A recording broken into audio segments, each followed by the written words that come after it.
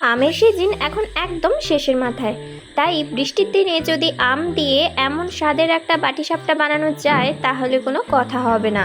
এই বাটিসাপটাটা যদি একবার বাড়িতে বানাও দ্বিতীয়বার বানাতে মন চাইবেই চাইবে। তাই পুরোটা স্কিপ না করে দেখতে থাকো, আর তার সাথে এরকম একটা সুন্দর রেসিপি বানিয়ে বাড়ির সবার মন জয় করে নিতে পারো। নমস্কার বন্ধুরা, আমি পিয়ালি চলে এসেছি আরও একটি নতুন ভিডিও নিয়ে। তাই নতুন নতুন রেসিপি পেতে হলে আমার চ্যানেলটিকে সাবস্ক্রাইব করে পাশে থাকবেন, আর তার সাথে যদি একটু ভালো লেগে থাকে অবশ্যই শেয়ার করতে ভুলবেন না যেন। তাহলে চলুন শুরু করি।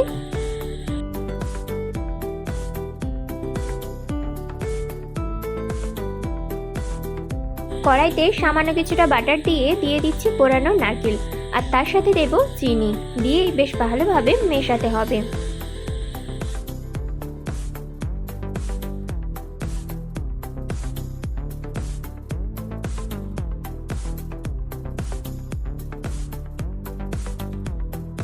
এবার এটার মধ্যে দিয়ে দিচ্ছি আমি এলাচ থেতো করে, আর তার সাথে দিচ্ছি তেজপাতা। এবার ওটাকেই বেশ ভালোভাবে মেশানোর পর একেবারেই রেডি। এবার নামিয়ে নিচ্ছি ঠিক এই রকম হলে।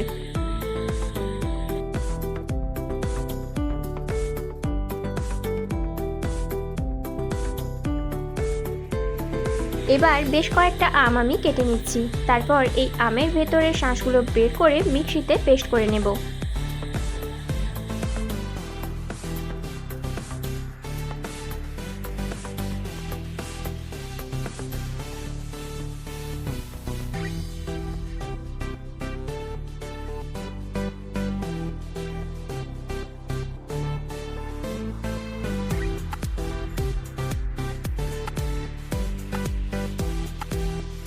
দু কাপ মতো সুজি আগে থেকে দুধ দিয়ে ভিজিয়ে রেখেছিলাম, ওই ধরুন 1 ঘন্টা মতো।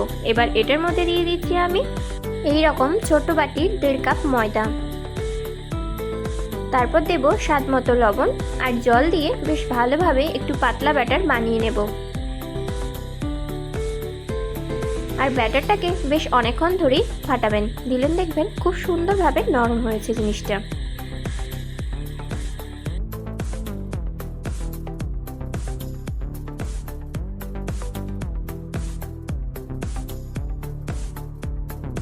ব্যাটারটা একেবারে রেডি। এবার আমি কিছুটা পরিমাণে ঘি দিয়ে 4-5টা বুলিয়ে নিচ্ছি। তারপর এটার মধ্যে দিয়ে দেব ব্যাটারটা, ওটাকে বেশ ভালোভাবে শেপ দিয়ে নেব একেবারেই বাটিসাপটার মতো। তারপর উল্টে পাল্টে বেশ ভালোভাবে ভেজে নিতে হবে।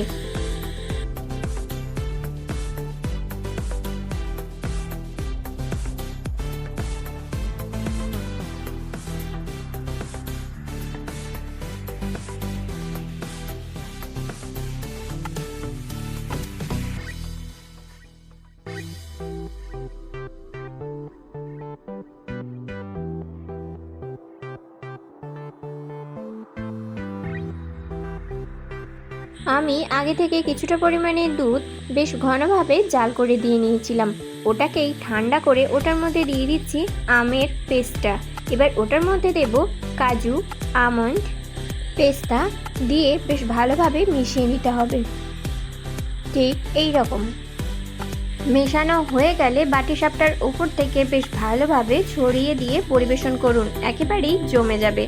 আমার রেসিপি যদি ভালো লেগে থাকে অবশ্যই আমার চ্যানেলটিকে সাবস্ক্রাইব করে পাশে থাকবেন, আর পাশে থাকা বেল বাটনটিতে ক্লিক করবেন যাতে আমার পরবর্তী ভিডিওগুলো আপনাদের কাছে সবার প্রথমে পৌঁছে যেতে পারে। ভালো থাকবেন, সুস্থ থাকবেন, লাইক, কমেন্ট, শেয়ার।